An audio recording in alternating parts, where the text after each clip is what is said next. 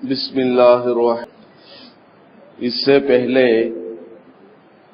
نماز جنازہ پڑھنے کا طریقہ اور جنازے میں شریک ہونے کا ثواب، جنازے کو اٹھانے کا طریقہ اور قبرستان تک لے جانے کا طریقہ، یہ سب بتایا گیا ہے۔ درمیان میں کچھ وقفہ آ گیا تھا، اب دوبارہ اگلی بات شروع کرتے ہیں۔ اب آدمی قبرستان لے گیا اپنی میت کو تو وہاں پر دفن کرنا ہے۔ دفن کرنے کے لیے قبر کھودی جاتی ہے۔ قبر کس طرح کھودنا ہے فرماتے ہیں، عن عامر بن سعد بن ابی وقاص، یہ صحابی ہے، حضرت سعد بن ابی وقاص رضی اللہ تعالی عنہ کے صاحبزادے عامر بیان کرتے ہیں کہ والد ماجد سعد بن ابی وقاص رضی اللہ تعالی عنہ نے قال فی مرضه الذی ہلک فیہ الحدوا لی لحدا، کیا فرمایا انہوں نے؟ اپنے مرض وفات میں وصیت فرمائی تھی کہ میرے واسطے قبر بنائی جائے۔ کیسی قبر بنائی جائے؟ بغلی قبر بنائی جائے، اور اس بغلی قبر کو بند کرنے کے لیے کچی اینٹیں کھڑی کر دی جائیں، جس طرح کے رسول اللہ صلی اللہ علیہ وسلم کے لیے کیا گیا۔ تو اس حدیث سے پتہ کیا چلا کہ قبر کا کیسا ہونا چاہیے، افضل اور بہتر کیا ہے؟ وہ بغلی قبر بنانا ہے۔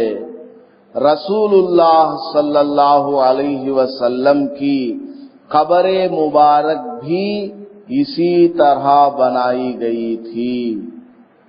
بغلی مطلب کیا ہوتا ہے؟ جیسے میرے پیچھے قبلہ ہے اور میرے بائیں طرف حی علی الصلاۃ کی طرف یہ داہنا طرف ہے، یہ بائیں طرف ہے۔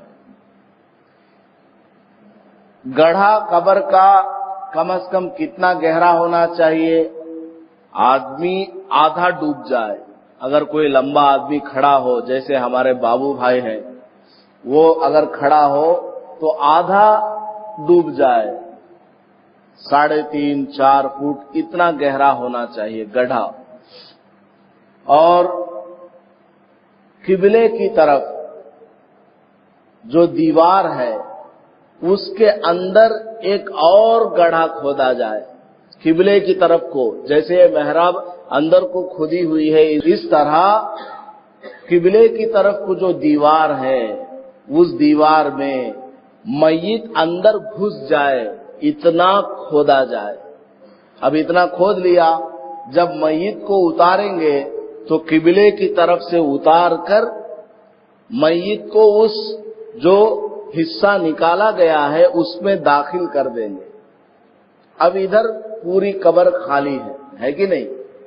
یہاں پر کچی اینٹ کو رکھ دیں گے، جس طرف سے میت کو داخل کیا گیا تھا اندر، میت باہر نہ آنے پائے، کچی اینٹیں رکھتے جائیں گے، مٹی ڈالتے جائیں گے۔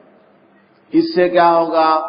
میت کے اوپر ایک ذرہ برابر بھی مٹی نہیں گرے گی۔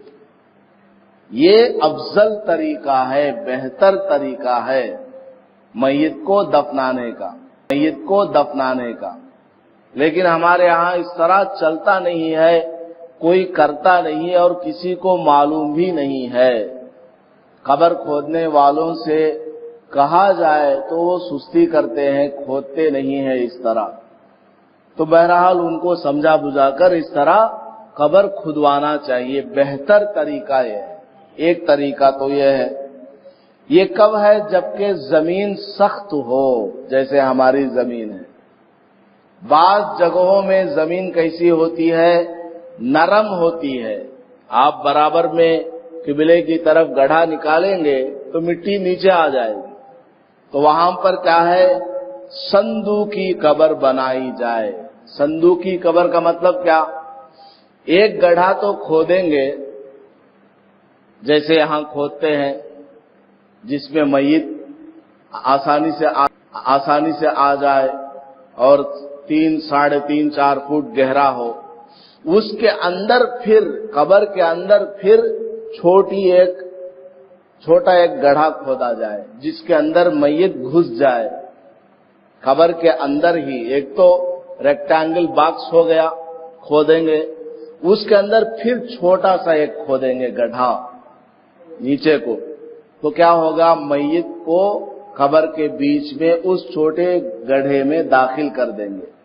اب اوپر کیا رکھ دیں گے؟ تخت کو رکھ دیں گے۔